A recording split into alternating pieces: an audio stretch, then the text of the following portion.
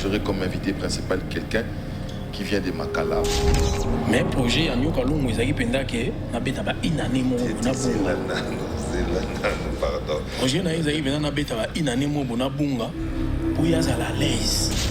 On dit quand des autres. Non mais quand aussi la comment. Pas la vie. Non, ça vient na ngata za Nyoka Longo. C'est pas na za Nyoka Longo.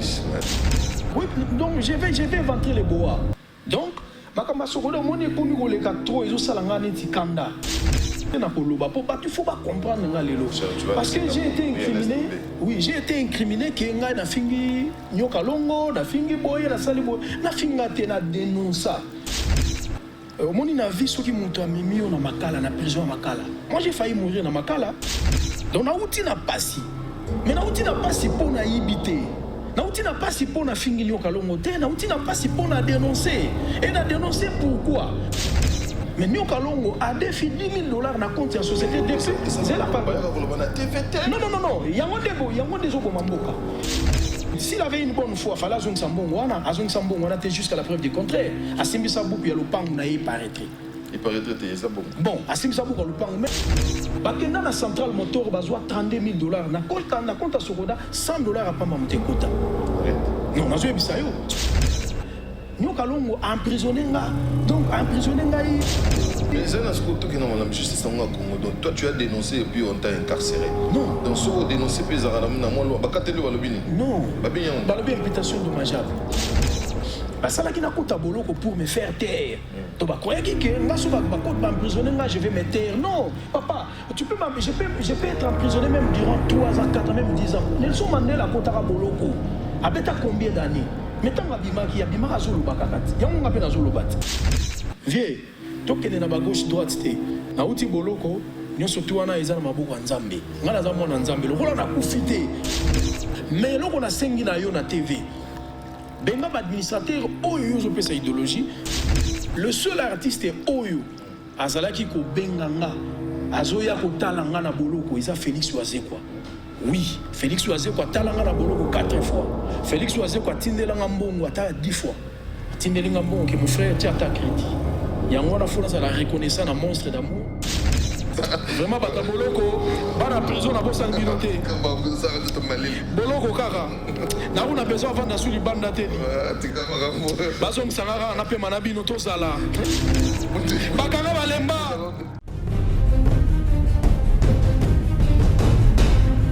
To sebela ndamu. Oh, on a déjà dit la base de 6. Ali lo zo kena ngo bomanga. Loko nyongeza nga mitata yo moko. Te uzinga di pa pistolet. Loko nyongeza nga notice. Ba contre indication izate. Oh.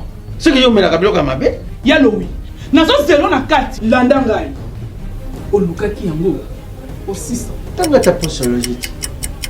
Tu vois ya podium.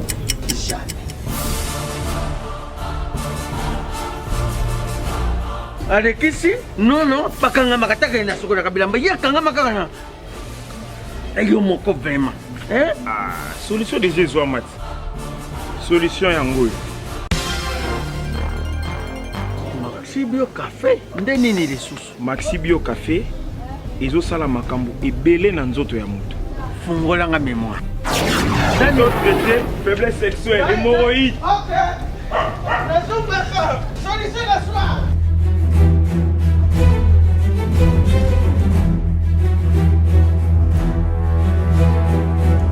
Tomate Napoléon.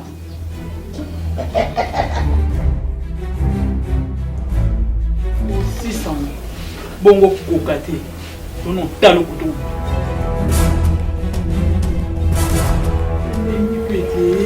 Maxi Bio Café. Nazonga kamwana. Maxi Bio Café. Et bongisi balananga. Rien à dire. Podium Napoléon. Pakaluya zomi mwana. Tomela ka na bino yango. Force Mbetu. Danger. Maxi Bio, café original. Bande ko tomela yango bona santé na biso. Ezali. Bana King, bana Dar es Salaam, bana Poto, bana Mokili Mobimba. Site FM moko. Afrique Info avec Frank Semai. Yandankala. Twende. X-Bass Marandura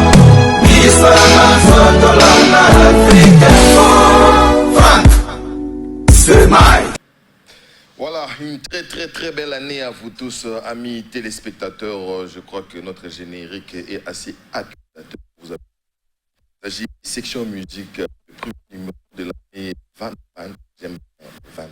2020. Et je crois que nous allons doubler nos efforts parce qu'il y a double 20. Et on va nous abonder avec des bénédictions. Je me permets de vous arroser avec des bénédictions, rester en parfaite santé pour suivre cette émission. Non, pour rester en vie. Voilà. C'est pas seulement par rapport à cette émission, mais par rapport à votre vie, rester en bonne santé.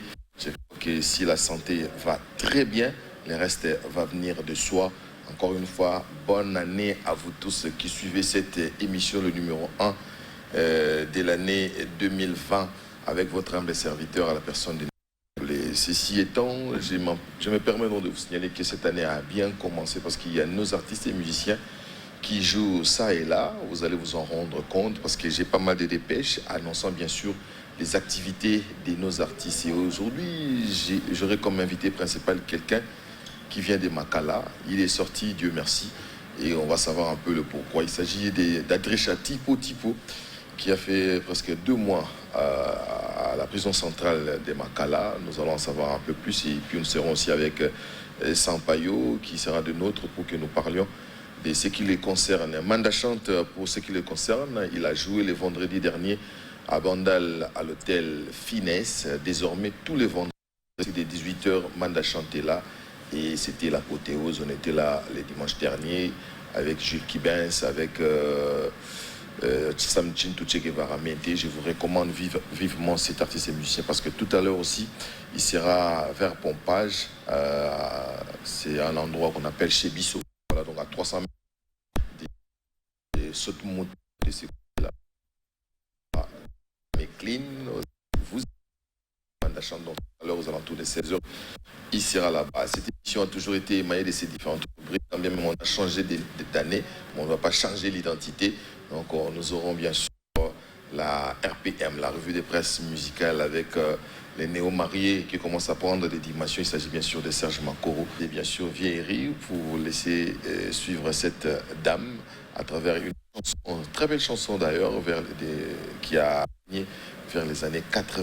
Je ne me trompe pas, c'est bien sûr Bakake que je vous convie de suivre. Encore une fois, merci. Ne zappez pas, n'allez pas ailleurs parce qu'ailleurs à cet instant, j'ai pari, il n'y a rien. Et vous allez vous en rendre compte. Donc restez scotchés sur cette émission section musique avec votre humble serviteur Nati Lokole. Bonne évasion à vous tous. Suivez. Voilà, de retour sur ce plateau après bien sûr cette chanson qui sans nul doute vous a rappelé pas mal des choses avec cette dame déjà partie. Il nous est resté à travers bien sûr ses œuvres et si vous ne le savez pas, il y a sa fille aussi qui est en train de pérenniser cet art de notre sœur Pon Love et c'est vraiment un vrai régal pour la République démocratique du Congo. La relève est assurée. Nous allons vous parler d'un deuil, c'est-à-dire qu'il y a les familles Kalatolo, Ondi et Mayassi ont la profonde douleur d'annoncer au public, amis et connaissances, la disparition de leur mère, femme, fille, sœur et amie, maman Marie-Louise Matondo Mayassi, décès survenu le dimanche 29 décembre 2019 suite d'une courte maladie. La levée du corps aura lieu ce vendredi 10 décembre 2020 et sera exposée sur l'avenue Kassavoubou numéro 3, commune d'Ingiri, référence à Rekartoum. L'enterrement interviendra le samedi 11 décembre 2020 au cimetière Sépulcre Mingadi 2.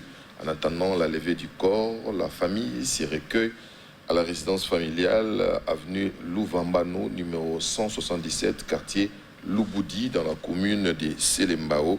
Et nous sommes là, donc nous présentons nos condoléances, bien sûr, à la famille éprouvée. Sans plus tarder, amis téléspectateurs, nous allons cette fois-ci récupérer un artiste, un musicien avant la fin de l'année. Il a jugé bon de nous faire danser à travers une chanson folie plus love avec une mélancolie, je vous dis, inouïe. Il en a l'habitude, mais aujourd'hui, Et à travers cette chanson, je crois qu'il a sorti encore une autre dimension qui est en lui.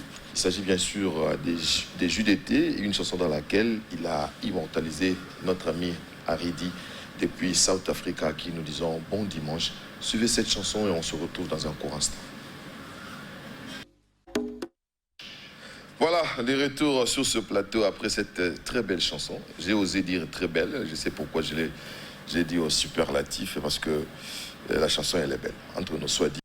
Il y a aussi la partie, mon ami Kobos de JB Mpiana, ça c'est la... Merci à Judith Moulopoué, merci aussi à la personne qui a fait de sorte qu'il soit immortalisé. Bien des bonnes choses à toi, Aridi, et j'ai dédié cette chanson à mon frère Jimmy Mbenza qui aime bien ce genre de chansons, et puis bonana à mon vieux Wassitou, moi à Dallas. Donc Wassitou, papa à Dallas. Banda Zalaka à Dallas. C'est une bonne chose. Donc Nzamba Pambola yo abakisa ebele na wo yozanga, et c'est de l'ainsi va la vie. Aluta continue. Nous allons passer à la deuxième rubrique de cette émission. Il s'agit bien sûr de la RPM, la revue de presse musicale. Il faut le dire, nos journaux traditionnels ont du mal à pouvoir traiter ce qui est culture. Et il y a notre bureau national qui éprouve des difficultés pour pouvoir s'en sortir. Mais on s'est rendu compte aussi, il y a beaucoup de journaux people qui calculent plus, je dirais, les nets. Donc, si vous avez des sites, vous pouvez toutefois nous informer. Et nous la suite, Sergino Makoro est là, les mythes encore une fois va tomber, vous avez juste la voix, bien qu'il présente aussi les JT, mais ici, on l'a pour qu'il essaye de donner des précisions par rapport à ce dont il a besoin. C'est comment, mon frère? Oui, ça va très bien. Vous venez de l'annoncer, c'est vraiment une annonce qu'on fait. Nous lançons un appel à tous ceux qui ont des médias en ligne particulièrement, parce que de ces côtés-là, je me rends compte que c'est un peu plus actif que nos journaux traditionnels. Parce que durant toute l'année, on a éprouvé en tout cas des difficultés à un moment pour mieux servir la nation et pourquoi pas le monde en ce qui concerne la revue de presse musicale, parce que nos journaux traditionnels reviennent difficilement avec des informations et un trait à la culture, à la musique. Et seul le journal L'Avenir, le groupe L'Avenir qui régulièrement nous arrose avec... Bon, ils ont bangaté, mais c'est la réalité, quoi. Donc, rien que... L'Avenir, il y avait aussi à l'époque Visa 2000 avec... Voilà, Visa est parti, Visa apparemment... Il est parti avec son géniteur. Voilà. Donc, ici, un message que nous lançons à tous ceux qui ont des médias en ligne. Bon, le numéro, soit le 082 22 26 012, je répète, le 082 22 26 012, ou alors le numéro qui s'affiche au bas de l'écran. En tout cas, envoyez vos liens, envoyez tout ce que vous avez.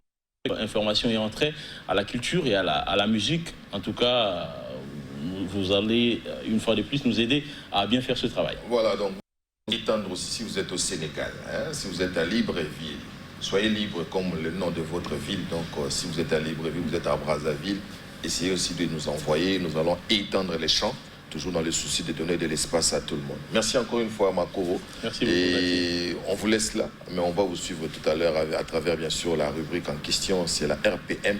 Suivez, on se retrouve juste après.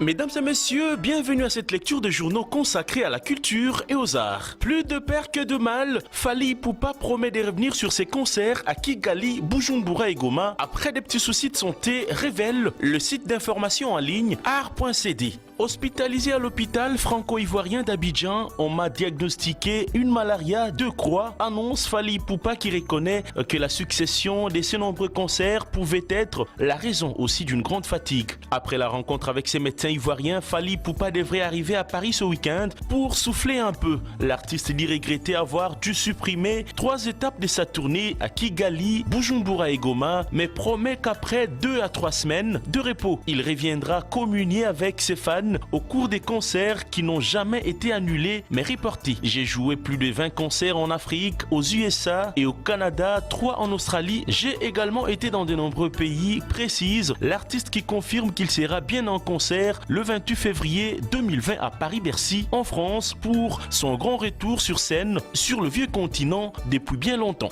Toujours en musique, le groupe Nouvelle Stratégie, le chanteur des charmes Bluff Wabalonzo, déjà à Kinshasa, signale le quotidien quinois l'avenir. Le chanteur des charmes Bluff Wabalonzo, patron de l'orchestre Nouvelle Stratégie, est déjà à Kinshasa depuis la semaine dernière, après plusieurs années passées en Europe. Dès son départ pour le vieux continent où il avait été rappelé d'urgence pour plusieurs raisons. Beaucoup de choses avaient été dites. Ses détracteurs sont entrés dans la danse pour le déstabiliser en commençant par inciter tous les musiciens des Nouvelles Stratégies à opter pour d'autres groupes. Et de ce comportement, les musiciens qui formaient l'ossature de l'orchestre du président Bluff Wabalonzo l'ont quitté l'un après l'autre pour des espaces qu'ils croyaient cléments. Cependant, des retours dans la capitale congolaise, le compositeur de l'opus Taisez-vous, un grand bosseur, ne reste jamais les bras croisés. Les avis des recrutements sont lancés pour renforcer la nouvelle équipe avec des éléments qui sont recrutés après un test de sélection qui sera diligenté pour la cause. Ainsi, renaissant sur ses cendres, Nouvelle Stratégie, New Look sera vraiment différent de la première équipe, d'autant plus que les musiciens qui seront retenus bénéficieront des avantages dignes, signale l'artiste. Pendant ce temps, l'empereur Lelimba Wakunchila se signale dans Bwakanzoto, le nouvel opus des Bayouda du Congo. Les amateurs de la bonne musique de l'orchestre tradimoderne Bayouda du Congo sont unanimes de reconnaître que cette formation musicale a vraiment pris une vitesse de croisière. Surtout que son dernier opus, intitulé Bwakanzoto sur les marchés, est en train de bien cartonner. L'empereur Lelimba Wakunchila, tête d'affiche du groupe, ne s'avoue pourtant pas vaincu. Vulgarisant à fond le folklore Luba, cet artiste, musicien, interprète est toujours au four et au moulin. Infatigable en dépit de tout ce que le méchante langue raconte à son sujet dans le monde où la concurrence bat son plein, Wakunchila est toujours à l'épreuve pour soigner continuellement son image de marque. Un mot de cinéma avant de clôturer cette revue de presse musicale. Le film congolais Oulai remporte le prix au Festival international du cinéma numérique à Cotonou. 3 catégories de films ont été au rendez-vous: la fiction, le documentaire et le film d'animation. Dans la catégorie fiction, long métrage, c'est le film représentant la République démocratique du Congo qui a été honoré par les organisateurs du Festival international du cinéma numérique de Cotonou. Sous une ambiance électrique, c'est Floris, cette actrice et réalisatrice venue des États-Unis d'Amérique, mais d'origine béninoise, la marraine même de ce festival, qui a remis la coupe entre les mains d'artistes cinéastes congolais vainqueurs, notamment le réalisateur Mumbere Moïse, le scénariste et narrateur du film Vitege Volonté Mapson et l'artiste Besta Moussike Kisangani, tous 3 de Butembo, province du Nord Kivu. Signalons que ces artistes congolais vont participer au tournage d'un film qui va regrouper plusieurs acteurs, ceux venus de la France, de la Guinée et d'ailleurs. Voilà tout pour cette RPM, à dimanche prochain.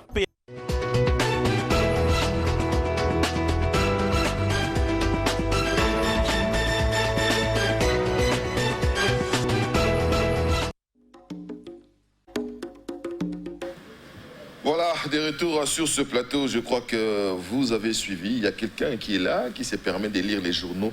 La place Nabisso. Encore une fois, merci à Serge Makoro pour cela. Nous allons avoir incessamment sous peu la 3e rubrique, mais du moins, nous avons quand même un invité qui ne vient pas souvent. Et puis, les soyez les Bissobo, c'est Gaza, vrai les solors, il s'agit bien sûr de Simon Kimbang. Simon Kimbang, comment tu as dit? Donc, Sampaï. C'est redescendant. Bonne année. Hein? Bonne année, pareillement, mon frère Nati Lokole. Oui. Ah, certes. Voilà. On pousse le bimi. Si, il faut avoir ta pièce. Donc, malgré que je bouge dans l'hôtel, mais ma pièce, il y a rare. Donc, on m'a dit en Suisse. Tout le monde a eu Fumukanda. Adélise Fumukanda. Non, repara. Mais il y a 32 degrés de non, il y a récemment climat. Oui, mais c'est moi, digital, digital. Il faut que la pièce. Donc, il faut que bien. Triple toujours. Donc, triple toujours, c'est de logique. Il faut la cause, donc, toujours. Donc, ça va bien.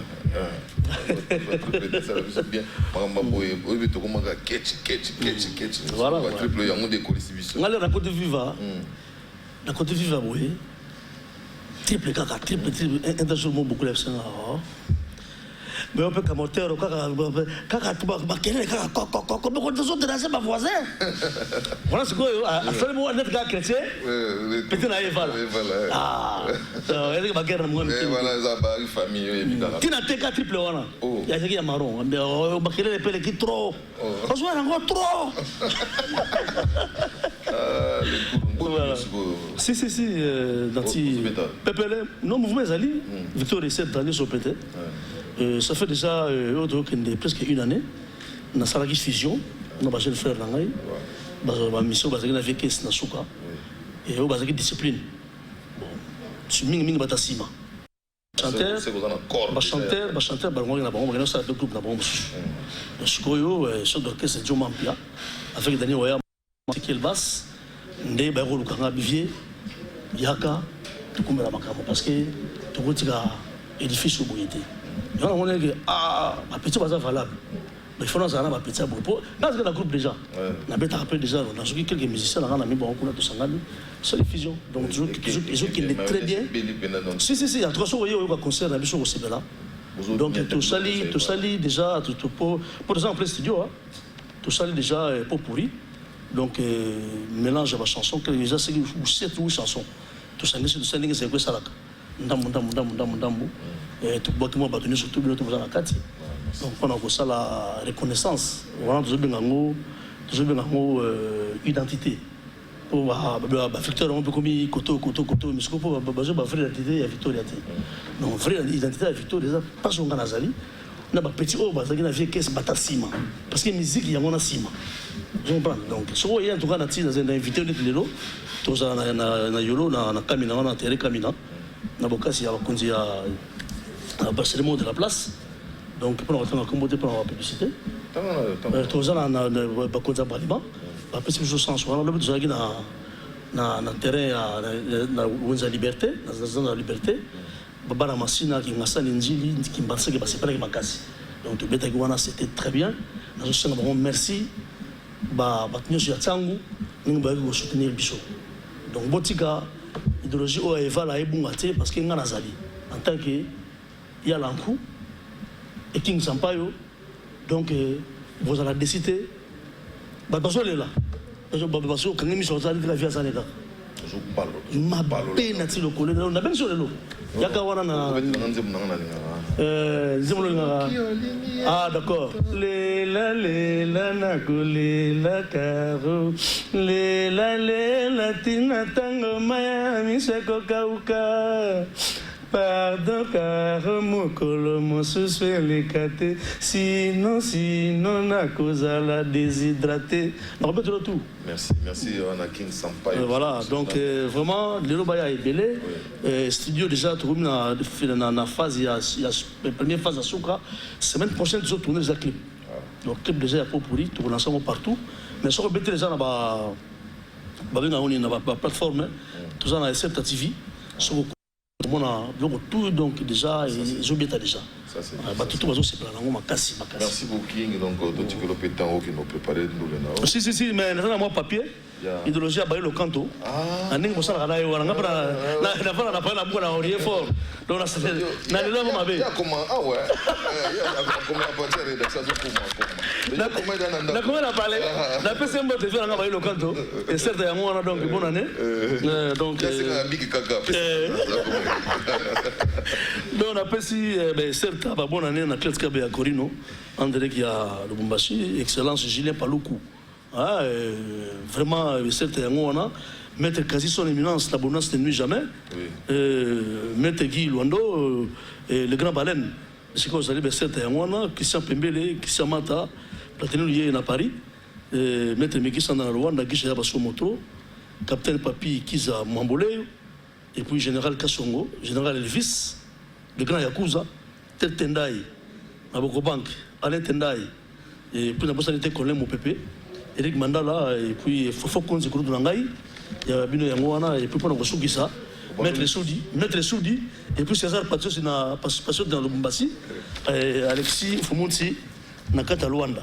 Voilà, merci beaucoup. Merci Nati parce que même ça pas raté.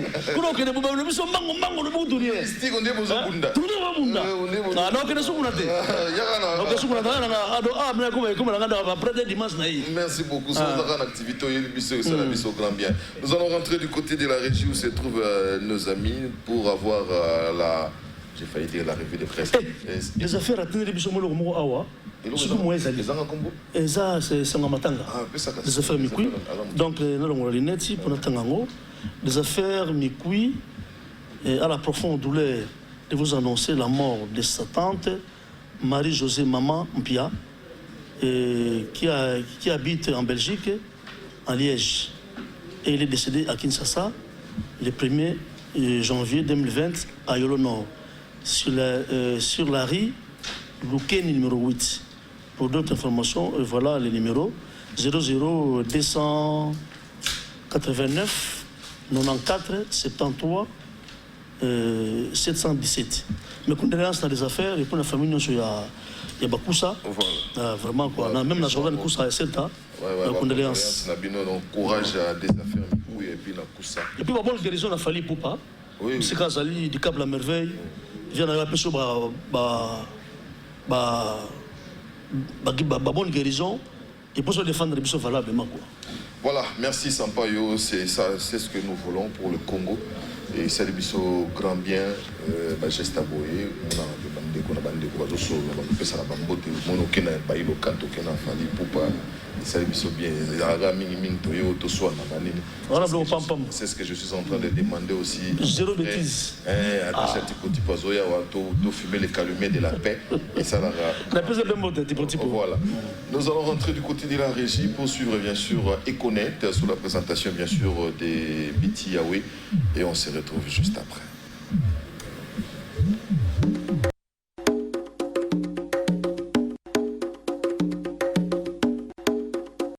Bonjour et bienvenue dans Econet. On débute par ce bad buzz du chanteur Mike Kalambay qui a alimenté les réseaux sociaux cette semaine.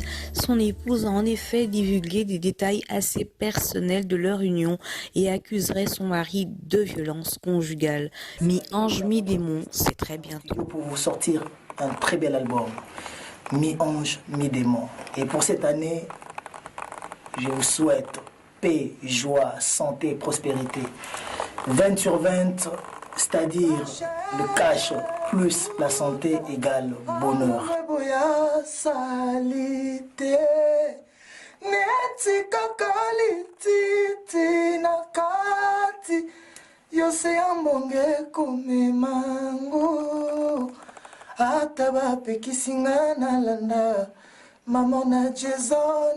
Asololaka kitoko alinga nyongo te mwasi ya bato ya mwene tete ndaye. Fally Ipupa était de passage dans les légendes urbaines sur RFI. Werason était à Bumba, le voici en route.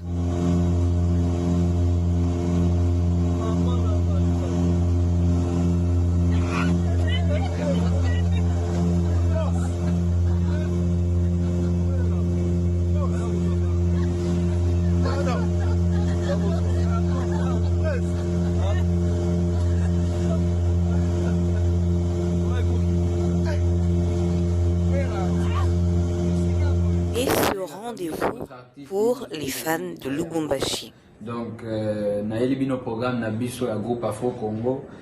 Lubumbashi, tenez-vous prêts. Déjà c'est 25. Nous serons dans un grand concert VIP à Pullman, Caravia. Et puis les 26, grand public Hypnose. Donc les 25 et 26 janvier, Nico Pale, tout à Chesa, tout à Furaï. Ça c'est une chose. Deuxième chose, je venais de sortir cette très belle chanson à chaud. Et puis bah challenge peut bimer bah vidéo ou t'as de partout. Donc na lobby boy, je vais m'amuser avec tous mes fans et puis na kabela bino moi loco. Donc tout ça la hacho challenge. On va atteindre des vidéos nae, to publier ango yé peut publier ango na page nanga Facebook ou Instagram to additionner bah vue. Ou ils ont bah vue et belé les gagnants aura $1000 en 2 semaines déjà. dans une semaine, tu as gagné à Liboso parce que ton Bandit Challenge, ça fait déjà une semaine. Et puis... Souhaitons également un joyeux anniversaire à Nati Lokole. T'en es tout pour ces échos du net. Merci à vous. Au revoir. Merci à vous. Au revoir.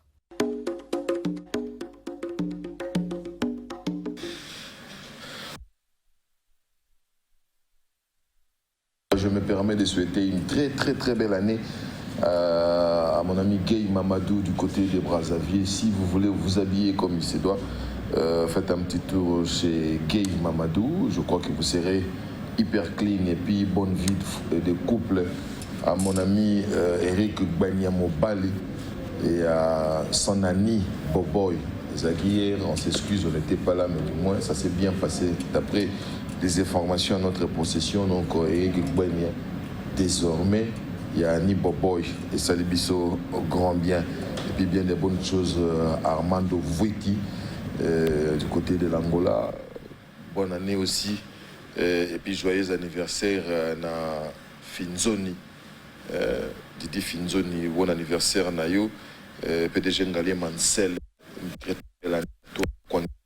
En Belgique,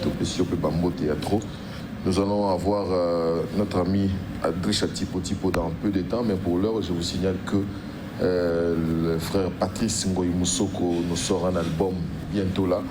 Vous allez avoir les affiches et tout, et nous allons le recevoir aussi par rapport à la sortie de cet album. Mais il vient de séjourner en Ouganda où il a chanté, il a en tout cas à Kaboli. Loembo na Nzambe na peuple o azoyo kalingala te mais azo sepela ezaki bien na kati ya Uganda. Suivez un peu un extrait de son passage au niveau de l'Ouganda.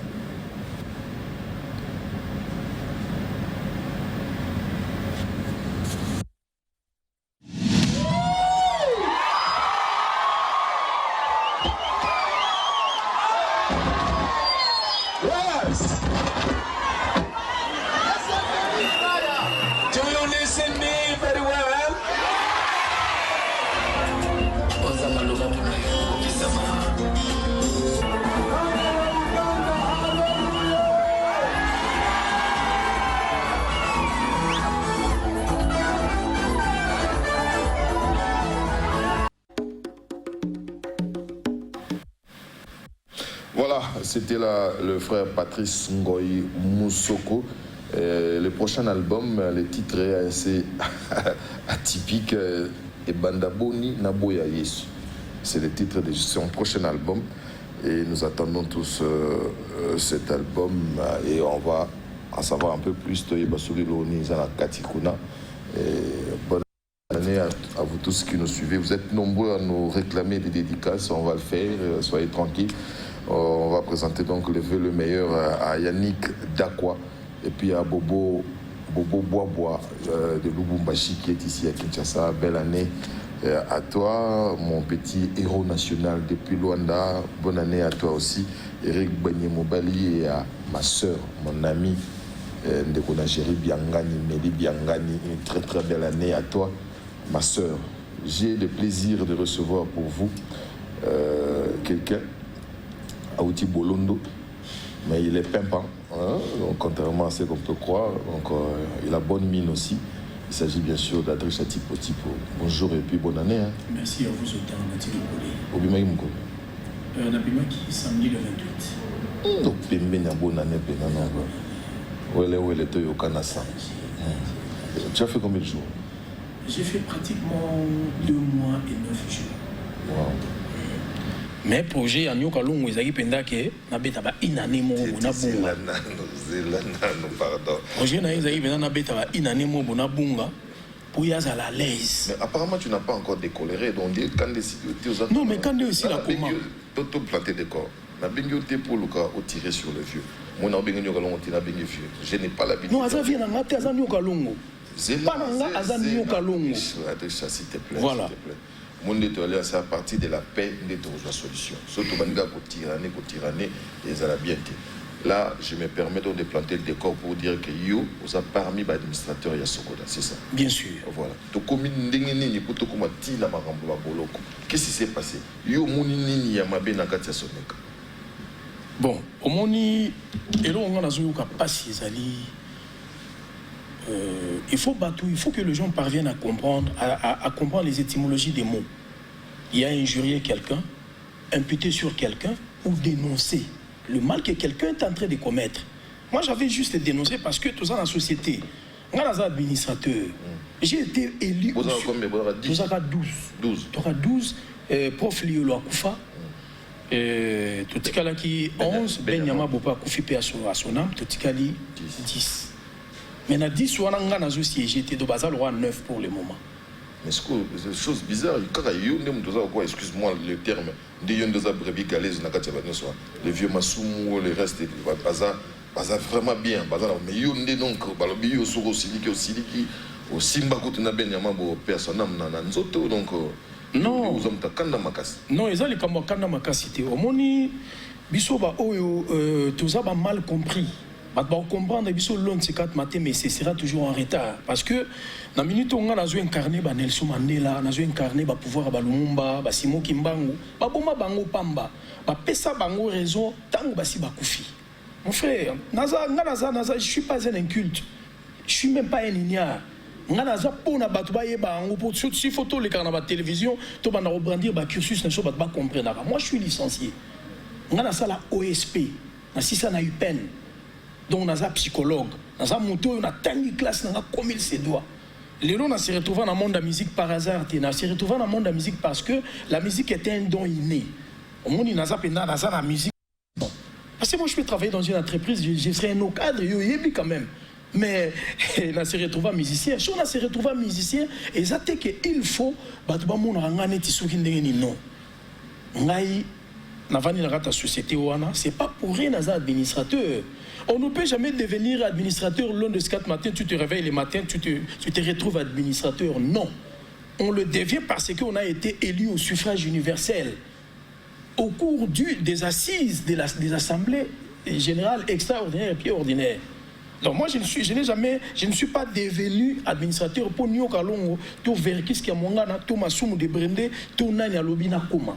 Je n'ai jamais été embauché ou engagé ou nommé. Voilà. Mais j'ai été élu au suffrage universel. Mais qu'est-ce qui s'est passé pour Tokomati à niveau? Ce qui se passe, ce qui s'est passé et ce qui est en train de se passer pour le moment. Parce que ça continue. Oui, oui. Ça continue. Les torchons continuent de brûler. Dans le minute où dans mois, 2 mois, j'ai été un peu restreint dans ma cale, mais il y a eu des purs, plus que Oyo que vous imaginez. C'est-à-dire, le problème est que la société Nabiso Sokoda est une société coopérative privée à artiste. Société wana ezali nini? Qu'est-ce que la Sokoda? La Sokoda est une société locale à Nitolobaneti INSS. Ou est un CNSS pour la sociale et à artiste. Parce que dans Mboka Nabiso c'est une honte. Makamwa na mona ngona ba brazate na mona ngora awa. Et à ceux qui artiste à Koufi, maman Olive, papa Kabile, maman mes collègues comme appelle maman Niaker ou Denise, on les l'a payé. Papa Fatié, oh, bisous artistes, nous exerçons un métier noble. Métier n'a bisous un métier. Ils ont généré un bon. Et puis l'artiste ne peut pas vivre de la mendicité. L'artiste doit vivre de ses œuvres. Alors, lorsqu'on avait reçu le mandat pour te diriger Sokoda, on a dit que chaque fois, ils n'ont pas de problème. Ils n'ont pas de problème. Sokoda est généralement bon, mais il sera sous un problème. Mais le coup, la biso toujours mandat, tout mais quand un peu comme ça l'exception. La prévision nanga. Et tant on a que tout s'est retrouvé dans Banyo Kalongo, Verkis, Massoum de Brende, Batouana tout. Je croyais que je m'attendais que tout acquérir une expérience mon koboy. Parce que Bango Baza Mikolo Bazo Kende déjà. Biso toujours tika la pète on va l'équipe à l'indiption nasima. Oh il faut tout ça peut exemple. Mais c'est pas le cas. Tout s'est retrouvé dans Sokoda. Tu vas dire que ça la réunion n'a pas réunion qui n'a pas bien, ça la réunion conseil d'administration parce que un administrateur, donc le conseil d'administration c'est l'organe de contrôle et d'orientation de la société. Tout à fait. Alors, biso tous bateaux, ceux qui ont moni et l'eau comment ils ont marché, il faut qu'on se le dise. Il faut tout vendre. Et puis le lieu le plus propice pour Nabiso et l'assemblée, pardon, le conseil d'administration. tout coup, on a une réunion, on a besoin de conseil d'administration. Combien les 12 et puis les PCA. Oui, et les PCA, oui. Donc, il faut tout coup, on a tout solo les bamakamoni surtout. Mais, à mon étonnement, donc, Nazoka, moi, vendu aux 8 mandats, la société est en train de générer beaucoup d'argent. Mais cet argent ne parvient pas à servir les artistes. Donc, les artistes ne parviennent pas à se retrouver et voir même nos personnels. Bato Basara na Sokoda, ils ne se retrouvent pas. Et tout comme il y a un exorbitant, tout comme il y a une famille Kahasha, il y a 85 000 $, il y a loyer. Mais nous avons des gens qui sont depuis Banda, depuis. Non,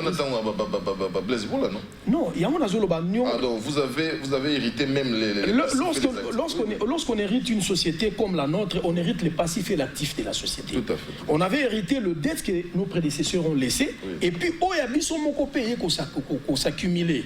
Et comme il y a des belés, et ça. Oui, l'espace est toujours foutu là. D'abord, au départ, Sokoda Bandagina Mabé. Parce que la Sokoda fut créée par une ordonnance présidentielle. Chef de l'État Kabila, ça une ordonnance, et puis la Sokoda fut créée. Après ça, qui sont même une créance, il y a frais de fonctionnement pour la Banda Moussala. Après ça, une affaire à 260 000 $. Mais dans 260 000 $, on a soqué Zala qui n'a bateau, on a esprit, on a driché à Vivaranango, mais les tours sous la locataire.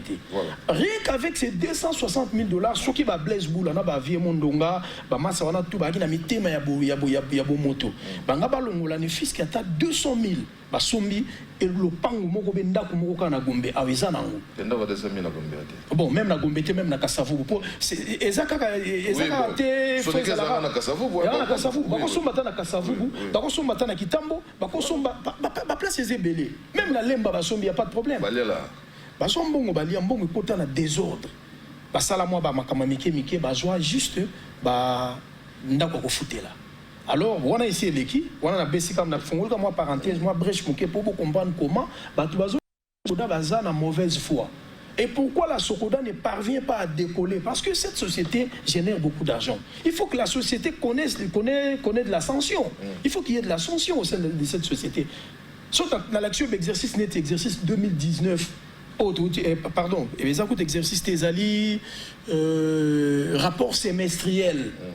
Exercice 2010, donc du juin et de janvier à juin. Oui, 6 mois. 6 mois semestriel. Ça a 230 et quelques $. Oui. Dans un document, les gens ont carte voiture, dans l'examen même dans l'émission, mais une société qui parvient à faire 230 et quelques $, semestriellement. Mais cette société ne parvient pas à rémunérer ses travailleurs. Donc ces travailleurs, et puis ne parvient pas à payer les artistes. Parce que depuis le mois de janvier, 10 mois de juin, ça fait 6 mois, Autofutaka. La Sokoda ne paye que semestriellement. D'autofutaka, du janvier au juin. De juin, décembre. Donc, tu foutati. Si les lopins n'ont pas foutité. Ngai soki nazo bimama bezani. Na se retrouver dans la société na monde qui bateau ba batamaini. Société ezali na DG oyo azo kamba société wana. Non, oui bien Agou. Ah Michel. Oui, Agou azo kamba société. Mais tant que Agou azo kamba société, est-ce que ba mbongo na ba recette oyo société zo kotisa? Cette société, ces recettes sont en train d'aller au bon port, ou vrai ou faux. Ils ont qu'un au bon port. On a un numéro bancaire. Non, mais nous avons un compte bancaire et la société. Mais Babi, il y a des comptes parallèles aussi. Les comptes parallèles là sont formés par bateau bazo géré. Bateau batel ko géré tant ouvert qui s'abellit. Donc je vais inventer les bois. Donc, makamba sokodo moni komi ko le katro ezo salanga neti kanda. Mais je vais me maîtriser dans le loba. Il faut pas comprendre les parce que j'ai été incriminé. Oui, j'ai été incriminé que nga na fingi nyoka longo, na fingi boye, na sali boye, na finga te na dénonça. Na statut na biso ya Sokoda parce que pays surtout tout notre pays est régi dans la constitution. Oui. Et toutes les sociétés sont régies dans le statut. Oui. Mais le statut n'a pas stipulé que ils ont interdire administrateur à quoi qu'il défend on a compte à société.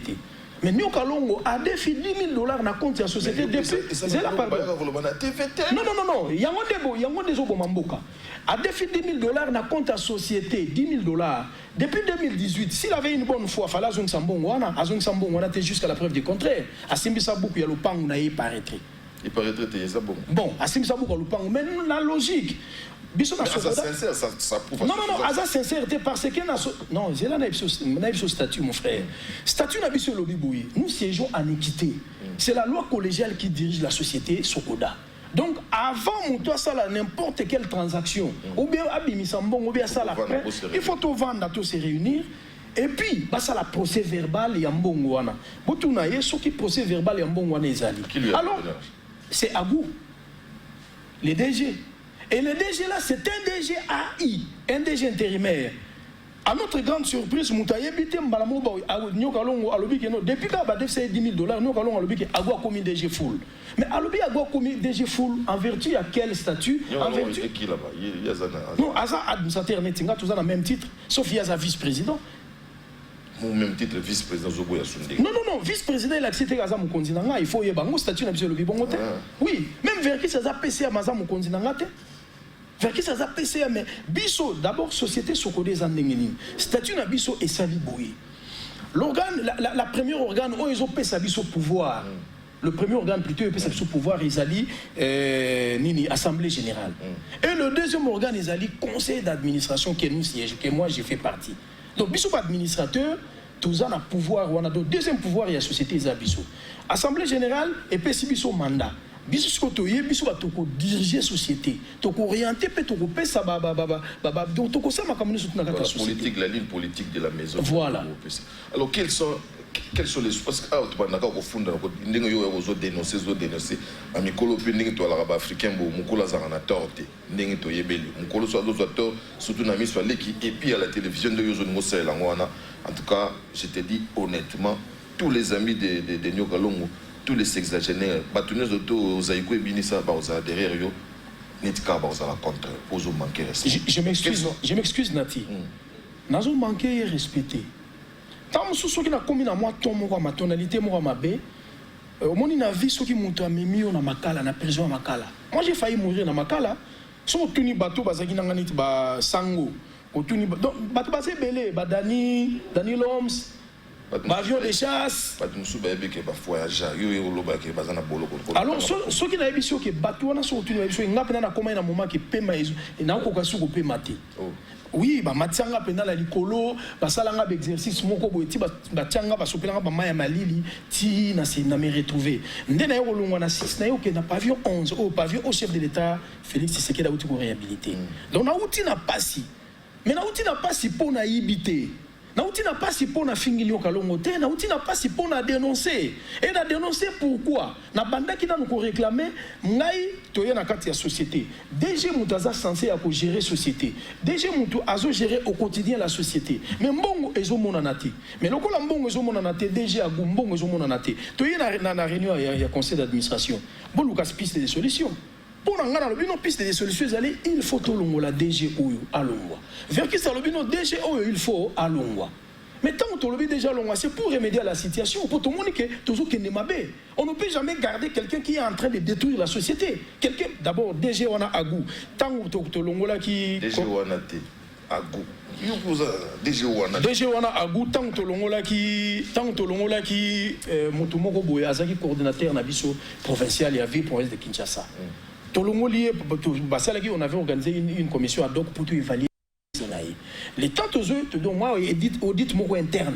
Tantôt ça l'audit interne, mais le monsieur a aussi les tons. Alors non mais vous m'incriminez pour rien, moi je vole avec les DG. Nazara ba document on va alors je suis voleur, j'accepte mais je vole avec le DG. Parce que makambo boye mbongo tel yé na pesa ka DG. Ba kenda na centrale moteur bazwa $32 000 na compte à Sokoda $100 à pamba mutekota. Arrête. Non, nazo ebisayo. So tembe benga nalobi ya. Ngakutu nazo linga, omoni ngai, na lingite Nyokalongo aza grand frère nanga. Aza kulutu. Vraiment, je lui dois beaucoup de respect na ndenge biso tout ça ba bantu. Mais so tam so na komi ko loba na moi ba kanda mo parce que Nyokalongo a emprisonné nga. Donc, emprisonné ngai. Mais c'est un aspect qui la justice en Congo. Donc, toi, tu as dénoncé et puis on t'a incarcéré. Non. Donc, si vous dénoncez, puis non. Dans le imputation dommageable. C'est quoi? C'est quoi? C'est quoi? 3 mois. C'est quoi? Il y a une imputation dommageable. Imputation dommageable parce que dans le bas qui. Balobi n'a pas dans le bas qui Nyokalongo. je le prenais pour un intellectuel, mais je ne comprends pas pourquoi il a agi bêtement pour avoir suspendu un administrateur que je suis. C'est ça l'imputation dommageable. Ben oui, il y a un lobby qui est ce qui te dit que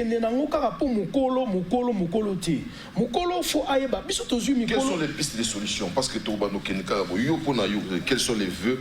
Il y a Trisha Olingini Balongola. Parce que Balongola non, on a besoin de Balongola Moutouté, on a besoin pour la société, on a pour tambola malam.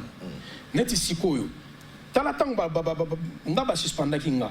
Parce que suspendre avant la côte à prison.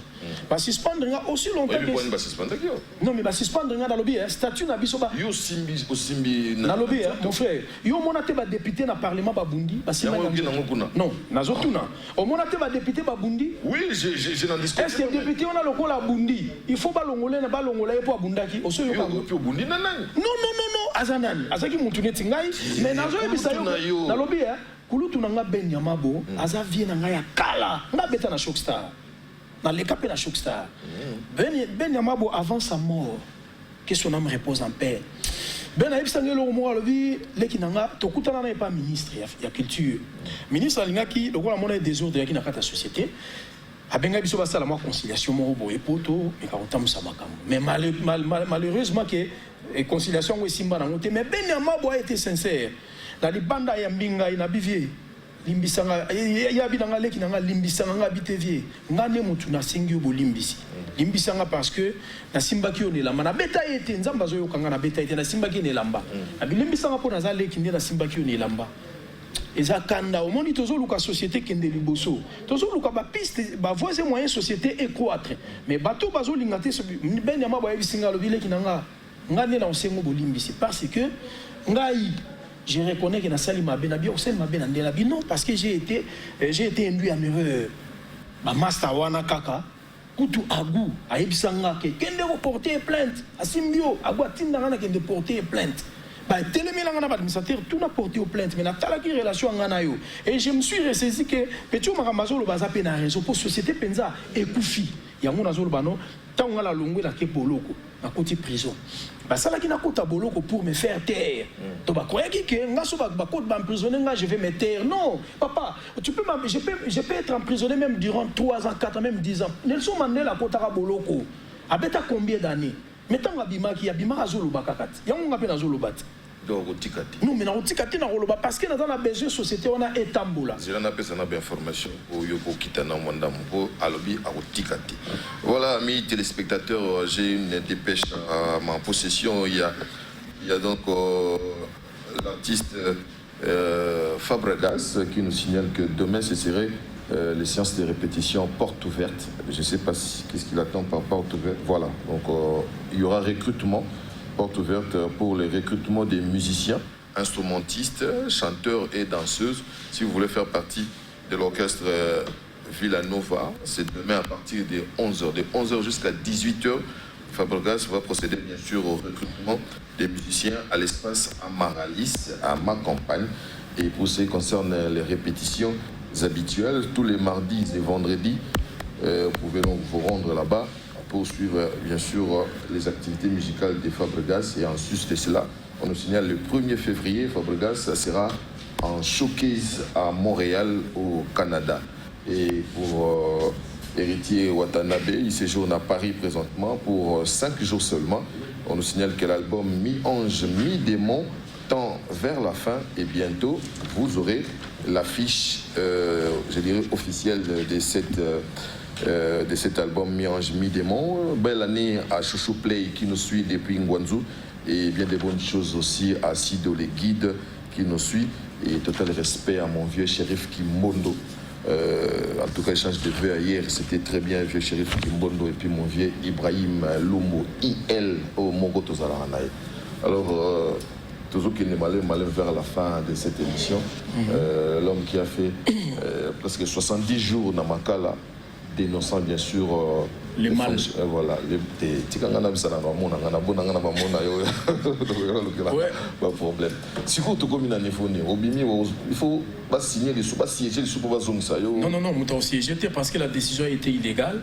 naza déjà réintégré déjà boîte. Ah, t'as déjà yopé. Oui, mais déjà qu'on en a rien, on a des choses sur 12. Mi balé bakei botikali 8.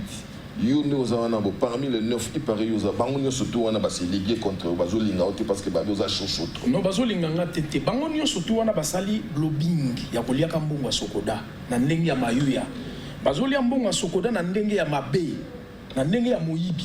Yangona bakomi siko contre na Verkis qui a mwangana lokola bakomi contre Verkis lokola zo telemela bango ngape na zo telemela bango toza na même idéologie na même mais alien le PC a fait faire des choses, il a fait faire des choses à la province. Non, si vous voulez remettre de l'argent, il faut vous payer ça à ça la compte parallèle. Il paraîtrait Verkis. Mais eza bon ngai omoni ngai ne naza awa naza pona kolobela Verkis te. Naza mutu a Verkis te mais naza mutu ya vérité. Ce qui nazo ma non mais là ndangati naza pona vérité. Parce que nazo tala nini bato bazo lande la légalité. Qu'on suspendre administrateur na kata conseil d'administration. Ezali illégalité. Alors qu'on suspendre de tale lo babesali Verkis na simananga. Est-ce que yo so mona obi statut na biso lo baranini. Ezali article je crois 63 a elobi boye. L'administrateur ne peut être destitué de ses fonctions, qui est ce qui a Koufi, ou soit Yemo Kasengi a démissionné. Ce qui fut fait, il peut. Non, Yokanga, mais c'est quoi Wapi? Il faut ça la mana, Kati Assemblée Générale. Où vient à démissionner? Est-ce que l'Assemblée Générale c'est ça la mi? Vient démissionner. Nati Lokole. Lorsqu'on parle de la démission de Nati Lokole, Nakati a digital, Congo, TV. Il faut pas mon papier, un document. Parce que la justice, parce que la justice, c'est Ali autolobaraté. La justice, c'est les écrits. Oui. Vous comprenez? Est-ce que Verkis avait initié une lettre approuvant sa démission? Balaksaouna TV, exact. Non. Pourquoi ce moutazo la vérité, il faut pas la qui ça, soit qui va l'unguer. Mais yo, est-ce que mon a qui lettre, oh, Verkis a commis que moi, qui a mon j'ai démission. Mais devant les gens, il a dit des choses et puis on a notifié. On va notifier comment? Parce qu'il va notifier, parce que c'est lui le PCA. Biso na sokoda to sara ba réunion na biso, so to sali réunion na biso et sili bazu ba makambutu PCA mutagarda rango. Ba on notifier nan. Nan on notifier to nan ngo a notarié. Et ça bon côté mon frère. Yo na sokoda na on défend bon côté. Na défaté. Na bisiot. Na défaté. Na défaté. C'est le moment trop habillé pour défa. Na défa ba la sangba ya ba papier. Aussi mis à payer le côté ba bien on soit peu moins loco. Mais bon $10,000 ndenge on a pena monge belenga so na défi non. Je m'excuse, période mon na bon mana nous voiture nanga na ngina moi difficulté na bengi na ipsi Verkis non vie botine langa ta moi parti ba pesa nga $300. Oh, oui, 3,000 t. $300. Nazolo bango à la télé, j'ai dit à la télé, j'ai même ma mère à couper. $300. Nazo qui $300. Et ça 3,000 pour des douanes. Non, nazo qui $300 pour la dédouaner Jeep nanga. Oui, donc cause que ces années na sta on a zui. Et c'est là qui na yebisi. Ba tutu ba yebi qui a triché zo défa $300 en bonne et due forme. Et puis ba lobi bo futa on na bino tant bo ça la répartition tant bo futa ba mbongo bo kata yanga ou soit tant to ya ba réunion ba futa biso quand même toi ba administrateur bo kata na salaire nanga wana ba frais nanga ya ba monsieur ba gestion de présence bo soustrait. On a beau solo ndenge nazo quand t'entends parler on a katia beau solo mais bon Congo na biso ndenge na pe beau solo te. Congo ndelingi beau solo te. Omoni na biso lo monati. Verkis qui monga na pour azala a démissionné. Pour azala démissionnaire, il faut ezala l'assemblée. Tozo ta la statut. Omoni yango longo nazo mona même omoni ba administrateur wana nyoso tout ba sangani autour anyo kalongo. Bazo bundisa Verkis oui. Verkis aza mo sans tuté. Tout le bango, il faut qu'on se le dise, c'est la télévision. Je n'ai pas dit que Verkis est mon centre. Verkis pas à irrégularité naïe. Mais tout le statut n'est lobby. Ce qui nous calons à l'ingénieur comme à PCA, azela. Nous calons et pendant Verkis a 6 mandats naïe après 3 ans. Tout ce qui n'a pas une année et demie. Tout qui une assemblée, au postuler sur Obimi. Au monde est long à la zone, il y a tout le temps dans la légalité. Mais tout respecter la statut. Vous les musiciens, vous avez comme l'impression que ce il faut Zaka Yabi. Et puis entre nous, vous en avez Katia Kopo, est-ce qu'il n'y a pas moyen de tenter aussi d'autres comment on les appelle, artiste écoute bateau bazo et dans le domaine autre que la musique parce que on a tenté la première personne qu'on a tenté c'est Agou Aza artiste était Agou Aza musicien était bâti DG. Mais il a eu à produire les musiciens. Il a produit quel musicien? Jean Goubal lui. Non Jean Goubal a été produit par Cardia Musique. Mais dans Cardia qui était là? Il y avait l'émission. Oui, mais il y a Zala qui juste gérant à Cardia. Mon frère, on a lobby hein. Yo zana chauffeur na yo. Na lobby hein. C'est lui. Mon frère, yo kanga. Nga Jean Goubal a mutulanga. Zombwan. Jean Goubal a za mutulanga. Amona maina nga to pe marato et puis ya lelote amasa nga ya lelote ya kala. Bato bazo mona Jean Goubal mais ayebi so tuni Jean Goubal ayebi so ozana ba drisha na ba nini tanto beta bandule moi ba recherche. Jean Goubal ayebi. Jean Goubal a salé album na ye. Agou Michel azalaki vendeur ya Cardia. Donc ayo teka wana ti a commis gérant ya Cardia. C'est réducteur de ta part. Non nazolo bela azalaki gérant ya Cardia. Cardia nde muta produit qui ça le rôle ayo to ko sa no deal to coopérer Montreux. Maintenant to coopérer chauffeur no azana ils attaquent chauffeur no ya commis associé na biso na rata comprendre. Est-ce que Barotia est témoin? La question pas document oh ya Jean Goubal soki yé Agou signé. Surtout tout ça la répartition des salariés bon avec feuillet. Parce qu'Adrissa, dans le monde musical, qu'est-ce qu'il a apporté par rapport au temps où Banyo Kalongo? Beaucoup trop de bouquins pendant que tu es une société qui n'a pas beaucoup plus. Dans le lobby, hein? Sur le lobby, il faut expliquer. Si on a émission qui est dans la bande de Mbele Kolekanyo Kalongo et Bima. Non, dans le lobby, non, s'il te plaît, mon frère, dans le lobby, hein? Na carrière aza vienanga wana sans rancune dans les to mon frère Nyokalongo a fait combien de chansons oh yemo a composé posa iko ezalaki bazaki ba te belé mais nga par contre na bimisa album j'ai 3 albums nati yo viva ba moto ba acheter nga za artiste on a teka disque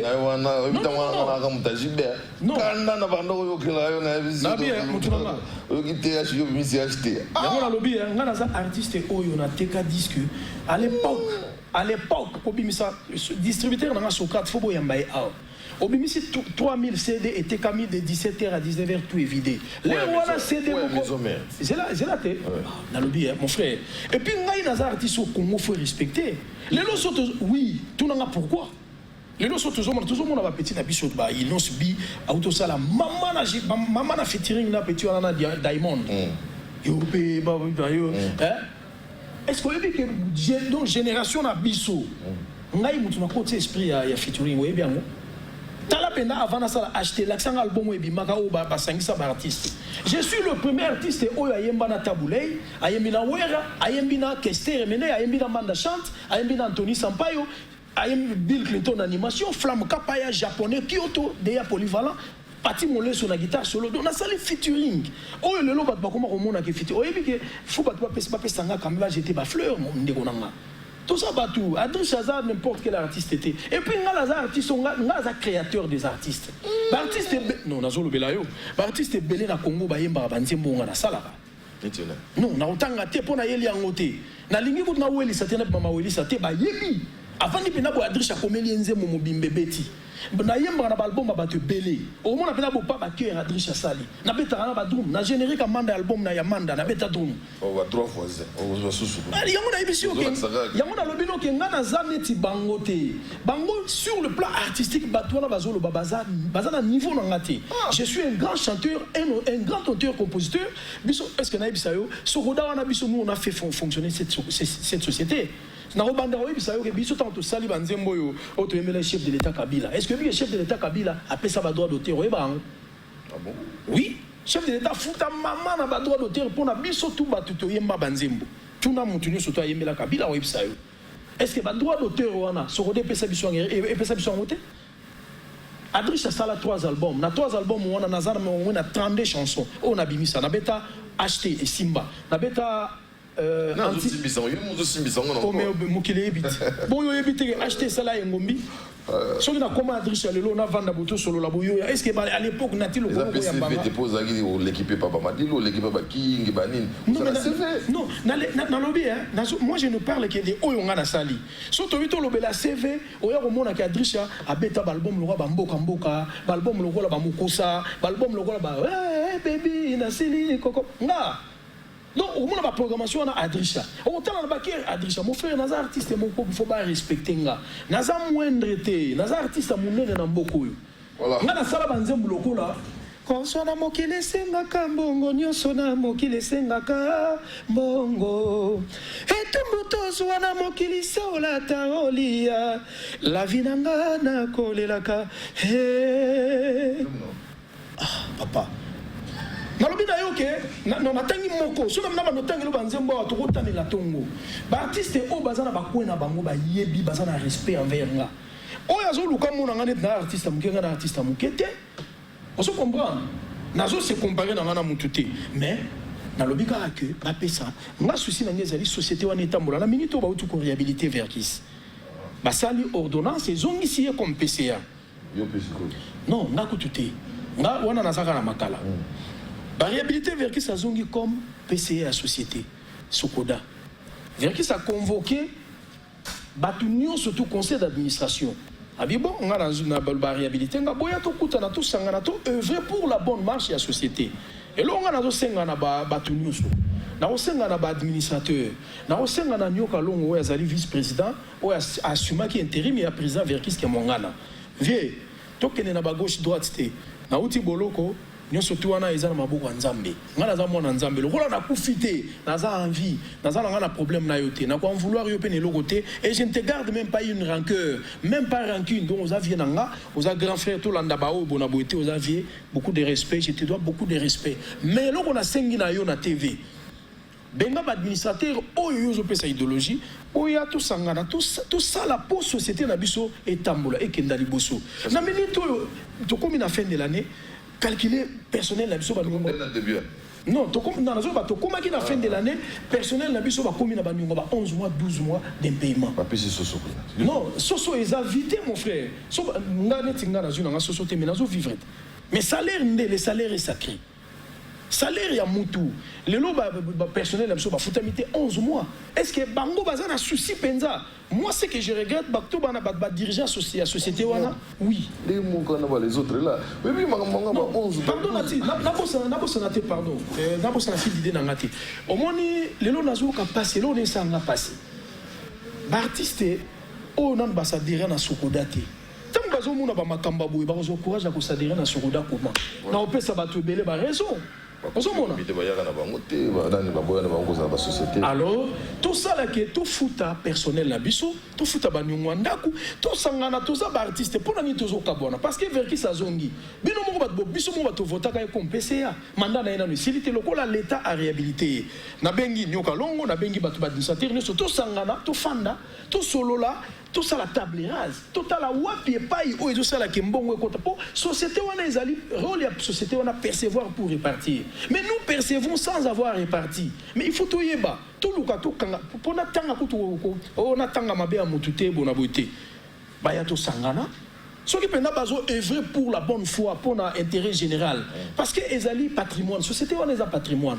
Eza VV santé Verkis a retiré le bon na poche ndenga lingi, tu eza zaiko tenyo galon retiré le bon na poche ndenga lingi. Non. Ezali société ya batu.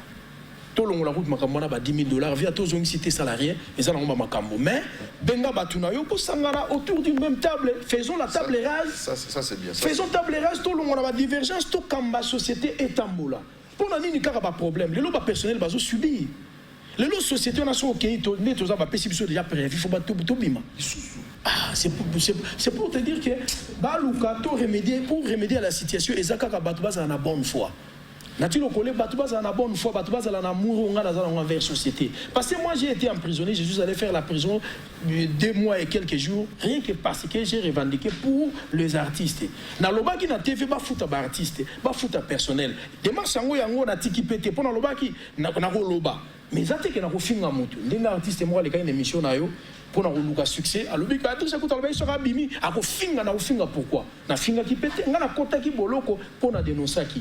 N'a qu'à dénoncer, ma béoiseau les gars de la société parce que étant un organe de contrôle, il faut toujours n'aille pas contrôler. Étant un organe d'orientation, il faut n'aille pas orienter la société, vrai ou faux?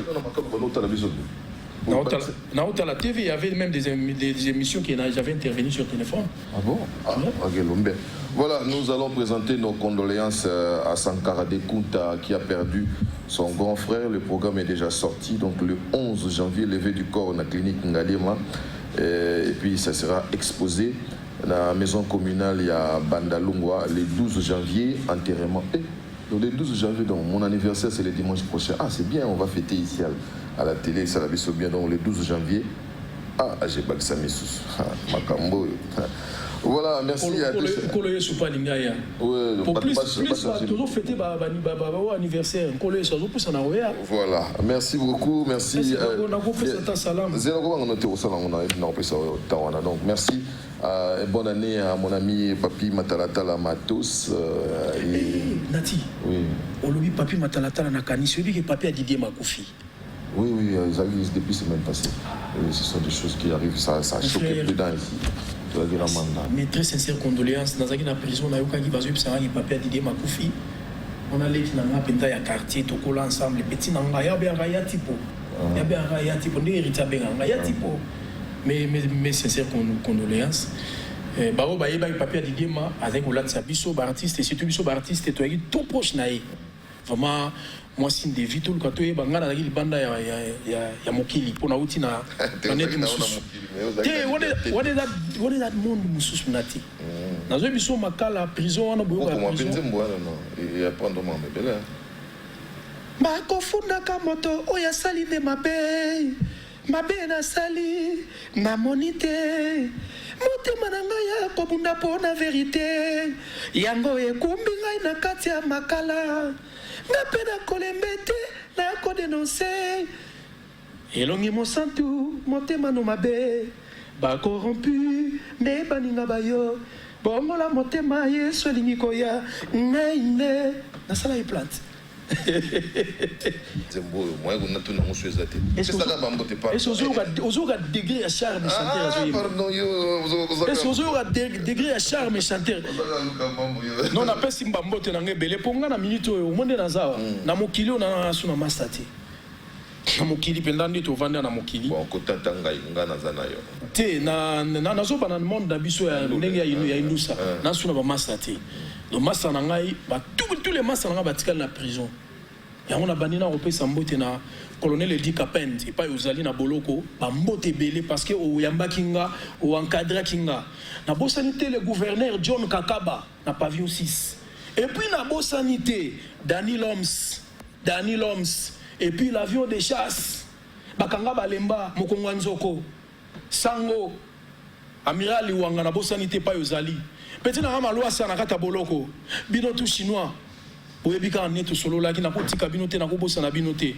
mabialo na bosanité pepso indus etikali indusa donc ne na zawa bino tout na kata boloko ba master tout ya pavillon 11 et pas inazalaki ba certain na bino ba mbote belé donc et puis na bosani susute pour na bon kobosana te papa mbeko il m'a chargé à détention papa mbeko pas aux ali ba mbote belé na papa mpeti na prison et puis na bosani te le directeur Flori mon colonel Bébé de Miap na kata prison toujours centrale à Makala na kata mukili na zaka na mutu moko na tikali na bienvenue Kamba Apocalypse 22 et puis nazo remercier mingi son excellence Némi Moulania parce que ni était son implication Benazali Bandate.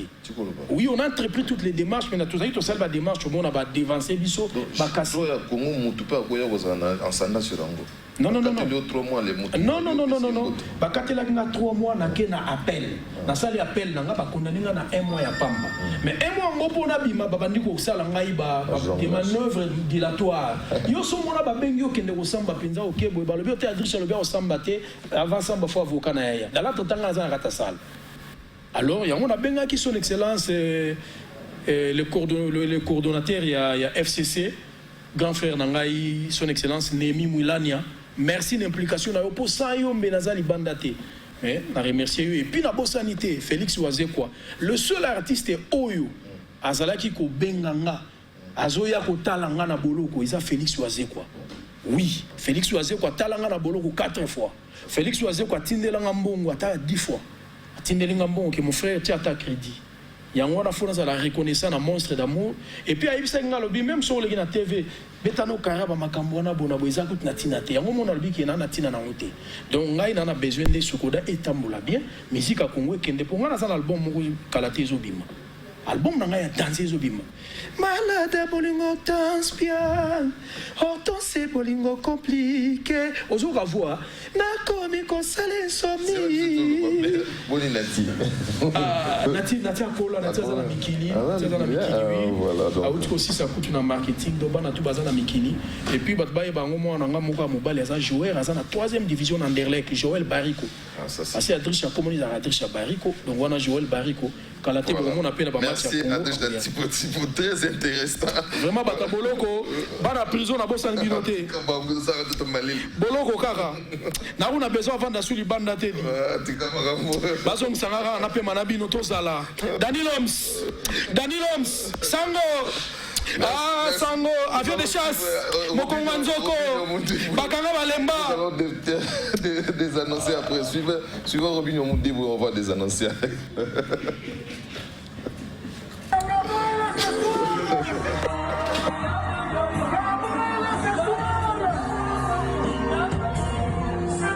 Attends. Gabon n'est pas là ce soir.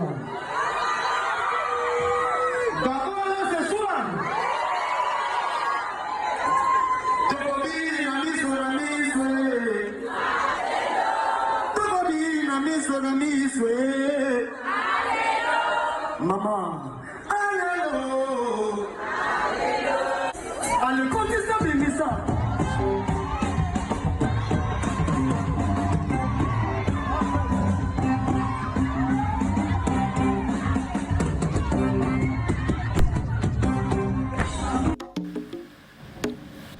Voilà, amis téléspectateurs, nous touchons vers la fin de cette émission. Je ne sais c'était le nom de tout le monde, vous êtes hyper nombreux. Je me permets donc de souhaiter une très belle année à mon frère Mich Papanga Soudi du côté de London. Bien des bonnes choses. Bolengue à Vincent, Estache Seke, malgré Ozaga toujours Yantima. Et puis Irlandais à Sikana Sika. Bonne année à toi Irlandais. Et na Pessimbo TP na fiston coloqué. Bonne année à toi mon frangin, fiston coloqué, fiston Key.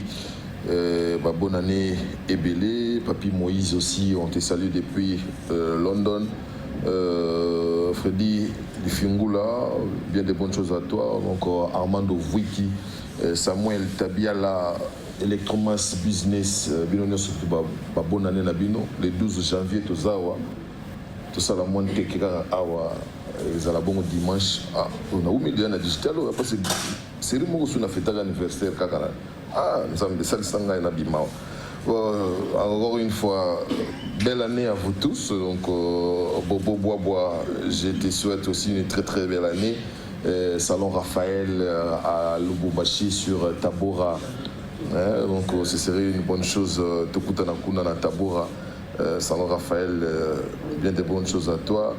Et puis, Eric Gbené, il y a Annie Boboy, bien de bonnes choses à toi aussi. C'est ici que nous mettons un point final à cette émission. Je crois que nous allons terminer cette année. Nous allons terminer cette année avec Bateau Nyoso, au Tozana Bangwa, Moutakou Fati, Tozana Biso, surtout ensemble, ça va bien. Mon ami J.R. Yobim Poke, Maringa 83, toujours, donc tous ensemble, on le restera. Le PDG Ngali Mansele, on te souhaite aussi une très bonne année. Mon vieux Clet Kabea Corino, très belle année à toi aussi. Adolphe Moutebachila Mouina, très belle année à toi. À Omien, donc Chipukana, Hubert Chipukana, très belle année à toi. Oumela, continue toujours Kozalana Maman, et ça l'a biso bien, Kolanda Bato, Bazo divorcé. Une très belle année, Nadide Lukunku, Yepé Azalakana Maman, Nakitambo, Alanda Bazo divorcé. Mon tonali coucou.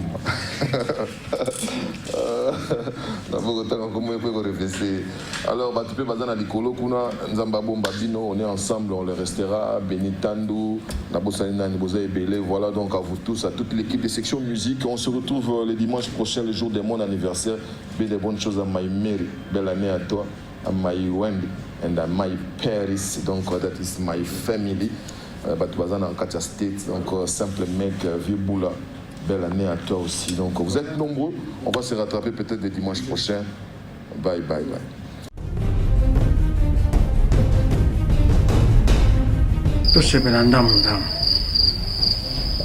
Oh, on a déjà vu la base de 6. Ali lozo que n'a pas bon mangai.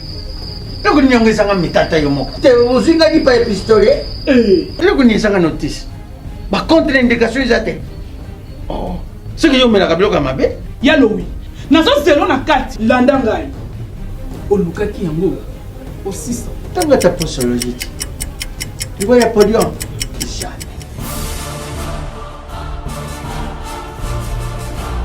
Avec ici, non, pas quand on m'a attaqué na soko na kabila mbaya quand on m'a kana. Ayo moko vraiment. Hein? Ah, solution de Jésus Mat. Solution yango. Maxi Bio Café, ndeni ni lisusu. Maxi Bio Café ezo sala makambo ebele na nzoto ya moto. Fungola nga mémoire. Dans notre traité, faiblesse sexuelle, hémorroïde. OK. Raison baka. Solution la soir.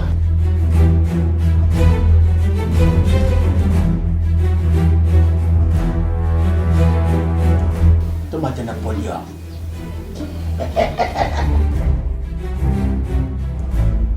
Au 600. Bongo kokate. Tono talo kutu.